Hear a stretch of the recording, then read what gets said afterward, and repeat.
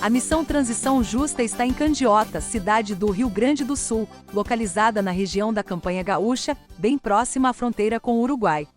A cidade é conhecida pela exploração de carvão mineral, que começou por volta de 1950.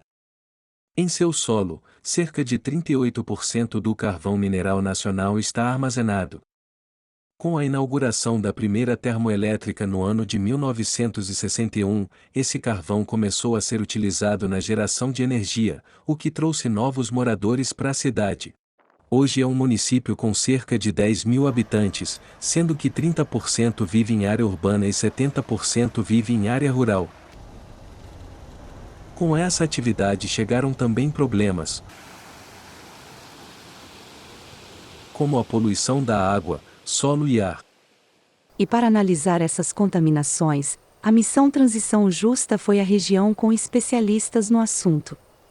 Candiota tem grande potencial para deixar a dependência do carvão e investir em atividades econômicas sustentáveis. Estamos aqui no município de Candiota, uma região de contrastes. Por um lado, as atividades de mineração e a termoelétrica, então diferentes usos do solo, e por um outro lado, a atividade associada à agropecuária e o plantio de oliveiras e plantio também dos parreirais. Isso mostra que existe uma relação intrínseca entre as atividades. A chaminé está ali, ó. Logo na chegada em campo, já percebemos corrosões que são típicas de chuva ácida. Atualmente, 2 minas de carvão estão em funcionamento na cidade de Candiota. Uma da Companhia Riograndense de Mineração e uma da Seival Sul Mineração. Elas fornecem o carvão utilizado nas 2 termoelétricas que estão em atividade, Candiota Fase C, da Eletrobras. E a mais recente, Pampa Sul, da Engie, empresa que pretende descarbonizar seu portfólio, mas em vez de fechar, está querendo vender. O que vemos aqui é o que chamamos do rabo do dragão. Aqui é transportado o carvão mineral que é levado para as fornalhas de Pampa Sul. Uma termoelétrica que emite gases de efeito estufa, que contamina o ambiente não só do seu entorno, mas por dezenas de quilômetros. Então, vendo esse cenário, nós podemos imaginar a rota dos elementos químicos que estão sendo dispersos a partir da chaminé com as suas cinzas da queima do carvão.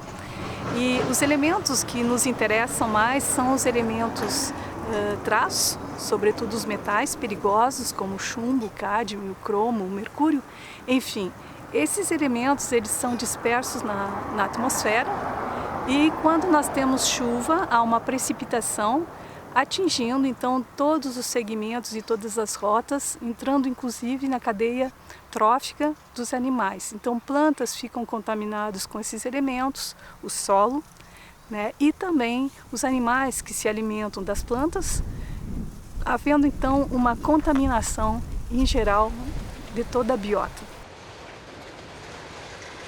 Então, o que é realmente esse carvão mineral? A carbonificação são processos então químicos geológicos que fazem com que a matéria orgânica se transforme em pedra. Só que essa atmosfera que hoje está aqui não tem nada a ver com a atmosfera que formou essas rochas ali, né? Essas rochas são do Permiano, se transformaram em carvão, né? Elas cumpriram um papel importante nas mudanças atmosféricas do planeta, né? Garantindo a continuidade de uma vida complexa. Essas camadas de carvão são estoques dessa energia que esses vegetais retiraram do Sol, né? E estocaram aqui na Mãe Terra, né? Estão estocadas ali, a qual nós devemos pensar antes de querer devolver essa energia para a atmosfera atual. Devemos pensar que consequências poderá ter em adicionarmos mais energia ao sistema que está aí. Se nós adicionarmos mais calor na atmosfera atual, né, vai esquentar. E esse aquecimento levará então ao derretimento do gelo, às mudanças climáticas. Tá? Então, deixar guardada essa energia e esse carbono, né, ali onde ele está, ou seja, soterrado nas camadas da Terra, talvez seja a maior sabedoria que nós podemos ter.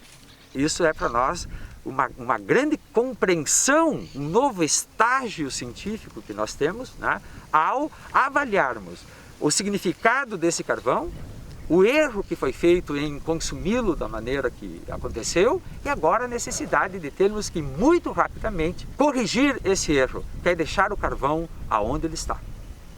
Os minerais que estão na parte inorgânica do carvão, eles possuem minerais tipo pirita, que é um sulfeto de ferro, minerais que contêm ferro e enxofre. E com os processos intempéricos e a ajuda das precipitações, nós temos a formação de sulfatos. E aqui nessa imagem se vê perfeitamente essa coloração amarelada e ali está o enxofre. Os sulfatos, quando estão em contato com a água e que são lavados e lixiviados, eles então geram a famosa drenagem ácida, né? Então acidificando solos, acidificando os arroios, os rios e se espalhando então em todo o ambiente.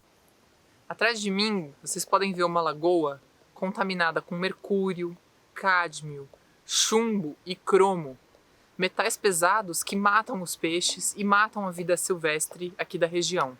Ele tem todas as características de um rio altamente impactado pela mineração, não tem presença de vida, né? nem de peixes, nem de anfíbios, nem de insetos, né? Nada ali pode sobreviver a essas condições. Então, esse paradoxo, né, de ter um rio que está no meio da mata, que parece que está tudo bem, né, mas a biota do rio, né, não está bem, está morta. É um rio morto. Que uma pessoa que não passa aqui rapidamente, ela pode dizer, não, está tudo normal, porque o mato está ali, né? Ela não se deteve para olhar a biota do rio, o pH da água. O pH baixo precipita tudo e a água está transparente. Sim. Né? O rio perdeu sua função ecológica. Os rios são berços da vida, né? Além da função ecológica, ele perde a função social, né? Também. Sim. Também. E é um perigo, né, para as crianças, né? É um perigo para a população que não tem informação sobre isso, né? E as crianças podem vir aqui num dia de verão muito quente, que costuma ser aqui, e tomar um banho de rio, né?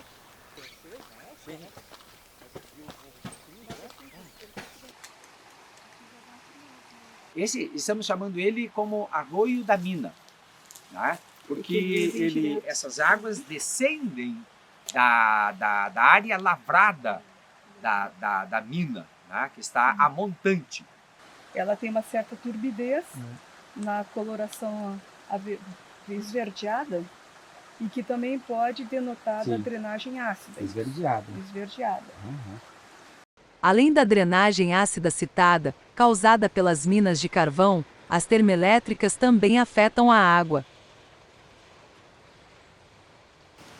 Muito se fala de que hoje a energia, a segurança energética é dada por esses sistemas, o que é uma grande falácia. As termoelétricas são grandes usuárias de água.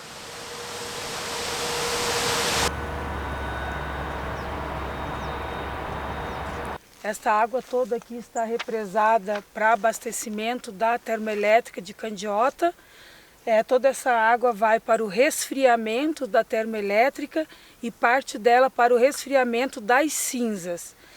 Candiota é uma cidade que hoje ela tem vários problemas de abastecimento de água, grande dificuldade do abastecimento da agricultura, deixando a população com falta de água, sendo que em muitos bairros o município abastece as casas com carro-pipa. Somente 33% da cidade de Candiota tem abastecimento de água, sendo que na zona rural, esse abastecimento cai para 16%, segundo dados de 2020. A Daniela tem um rio poluído em seu quintal, e afirma que é muito difícil viver sem água. Tem carvão? A água não é boa. Como é que vai pegar água sem carvão, né? É, mas é a única que nós temos. E os animais aqui, eles descem beber água no rio lá? Não. Aqui não tem, os bichos não tomam nem água, nem pra planta. Aqui eles não botam água.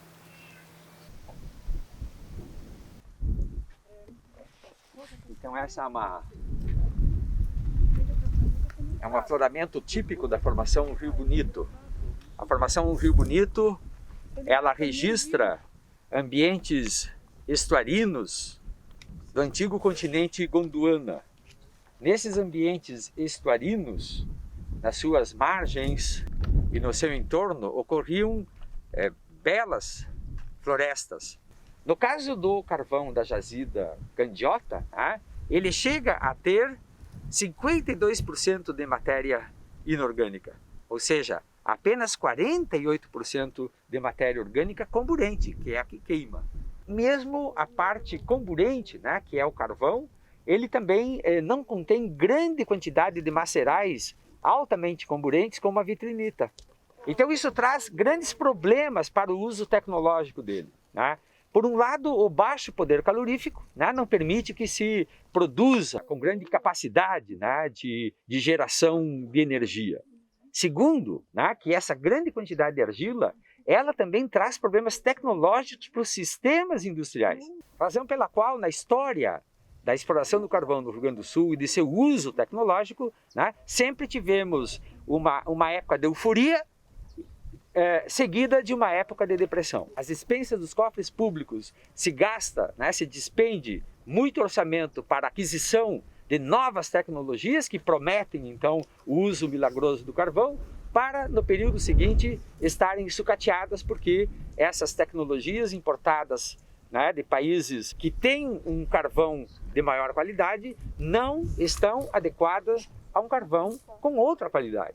No caso aqui, uma qualidade não adequada para um uso tecnológico intensivo, a não ser essa queima em termoelétricas, produzindo, exalando grande quantidade de enxofre, metais pesados e com baixa capacidade mesmo e efetividade de produção. Mas não é só do carvão que se vive em Candiota. A cidade tem uma grande produção agropecuária, com destaque para a produção de sementes agroecológicas, além de ser uma região privilegiada para a produção de vinhos e azeites. Em 2010 iniciamos o projeto da Vinícola Batalha, justamente com o objetivo de produzir vinhos de alta qualidade na região, essa que é considerada a melhor região para a produção de vinhos finos do Brasil. E numa região histórica também. A gente está nas terras onde ocorreu a Batalha do Ceival. A gente sabe que é um potencial muito grande de crescimento na região, o turismo, É um projeto voltado para ir no turismo. A nossa região, em 2020, nós tivemos a concessão da indicação geográfica para vinhos finos. Nós temos uma indicação de procedência. A indicação de procedência é Campanha Gaúcha para vinhos finos. Foi a primeira indicação geográfica para vinhos finos fora da tradicional região que é a Serra Gaúcha. Temos uma paisagem impressionante. São parreirais belíssimos da vitinicultura que se estabeleceu aqui na região da Campanha com muito sucesso. Parreirais maravilhosos. Uma parreira dessas pode durar cerca de 100 anos. É uma cultura para o futuro, mas essa cultura está ameaçada. Mais de 6 tipos e mais outros 2 blends estão presentes na produção dos varietais das olivas, das oliveiras, aqui na cidade de Candiota, no Rio Grande do Sul. Essa é uma atividade agrícola extremamente importante e sustentável. A qualidade desses varietais tem uma predominância extremamente importante, porque nós produzimos aqui no Rio Grande do Sul uma oliva de 0,1, 0,2, 0,3% de alta qualidade. Mas essa qualidade hoje está em risco. A Campanha também apresenta características naturais que têm potencial para a recepção de ecoturistas. O comércio local, o artesanato local, a produção local, tudo local, mas tem que ter um uma estratégia, né, capaz de promover o território, a cultura, o planejamento econômico ao mesmo tempo. Geoparque. E isso acessa as pessoas a isso, né? É a possibilidade dos moradores daqui poderem abrir seus portões de vez em quando, no modo que eles quiserem, para realizar uns programas, né? Poder vender um piquenique para quem vem. Pode ser um recurso econômico para a sustentabilidade, né? Sem causar danos. O que eu estava olhando em uma das variedades aqui é a questão de que tipo de condução química está acontecendo nessas plantas. Aqui você tem uma dissipação ácida. Essas manchas assim, ó, né, que vai deteriorando a célula, né? Quer dizer, é um ácido pingado na célula, né? A corrosão, né, ela é um sério entrave, né, para a economia local. E isso vem da chuva ácida produzida pelas emissões de enxofre desta termoelétrica. Por toda a região, por todo o território, os impactos ambientais, não só na saúde e na água, mas também nas propriedades e naquelas atividades produtivas importantes, né? Porque essa é uma atividade que que pode ser transferida, né, por longo tempo na riqueza da paisagem e na economia e na cultura desse lugar. Com toda essa beleza e fartura, o melhor para a Candiota é fazer uma transição justa, deixando o carvão no passado. Atualmente, 2 projetos de novas termoelétricas ainda assombram a região. Precisamos continuar lutando contra esses empreendimentos e exigir que os contratos atuais não sejam renovados. Eu entendo o anseio da população, né, que anseia por empregos, por um suposto desenvolvimento, mas eu não acho mais cabível que se concentre em tantas usinas de exploração termoelétrica num espaço, né? Principalmente porque já é algo obsoleto, né, no mundo. O carvão já teve o seu momento, as termoelétricas tiveram o seu momento, porém agora já é tempo de partir para outras alternativas. Tem tantas outras, eólicas, solar e tudo mais. Já é tempo de se concentrar em um futuro para a Candiota. Tudo está integrado na natureza. E quando há um dano como aquele produzido pela mineração de carvão, esse dano tem alcances muito além do lugar em que ele é realizado. Por isso, né, nós temos que enxergar de uma nova maneira as relações da humanidade com a natureza. E isso passa por considerar as minas de carvão e a produção de termoelétricas de energia coisas obsoletas, coisas do século passado.